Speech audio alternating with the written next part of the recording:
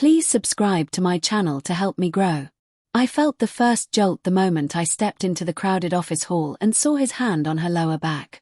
It was a touch too familiar, too confident, the kind of touch a man gives a woman he already believes belongs to him.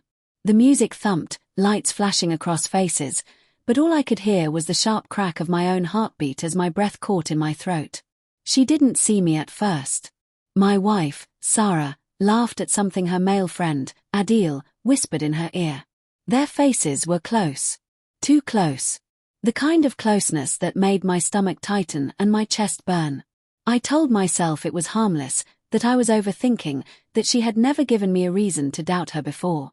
But then his hand slid higher along her spine, fingers grazing her hair.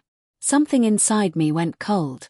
I walked toward them, each step heavy with disbelief and denial. She finally noticed me, her smile freezing, eyes widening with a flicker of something that made my chest clench. Guilt. Or fear. Or both. "Hey, you made it," she said, voice slightly too bright. Adil didn't pull his hand away fast enough. His fingers lingered half a second too long. Half a second that told me everything he didn't say. I forced a smile. Looks like I showed up at an interesting time.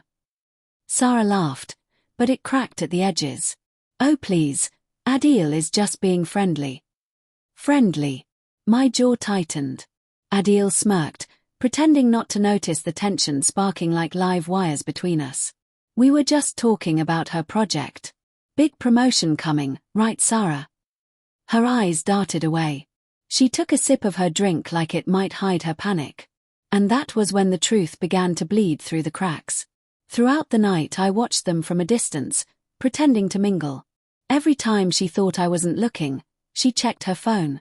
When he thought no one saw, he watched her move across the room. They shared glances no co-workers should ever share, small looks loaded with unspoken history. History I had not been told. As the party thinned out, I followed Adil when he slipped toward the balcony outside. He didn't know I was behind him until I spoke.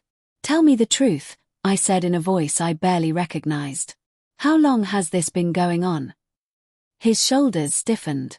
He didn't turn around. "You're imagining things."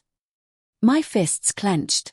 "If you touch her again like you did tonight, you will regret it." He laughed. Actually laughed. "You think she hasn't told me about your insecurities? She feels safer with me." The words hit like a blade between the ribs. Before I could react, Sarah rushed out, eyes wide with shock. "Stop. Both of you." But the damage was already done. Her face was pale, her expression torn between shame and fear. "Sarah," I whispered, "just tell me the truth." She opened her mouth, closed it again, and tears gathered along her lashes. That silence broke me more than any confession. Adil stepped closer to her. Too close. "You don't owe him anything." That was the moment I decided his career would end before sunrise. I walked back inside, straight to the CEO. Calm. Controlled. Dead inside. I told him exactly what Adil had been doing at work, manipulating female employees, crossing boundaries, using his position to pressure them. The CEO listened, eyes narrowing. Apparently Adil had been warned before. By morning, Adil's access card was disabled. His desk emptied. His name wiped from the company system. When Sarah came home that night, she found me packing a suitcase. "I ended his career," I said quietly. "But only you can tell me if I also need to end our marriage." Her tears fell fast. She confessed everything. The emotional affair. The late-night messages. The blurred lines she had convinced herself were harmless. I listened. Then I left. I needed space to decide if love could survive betrayal this deep. And for the first time, she was the one left wondering if I would ever come back.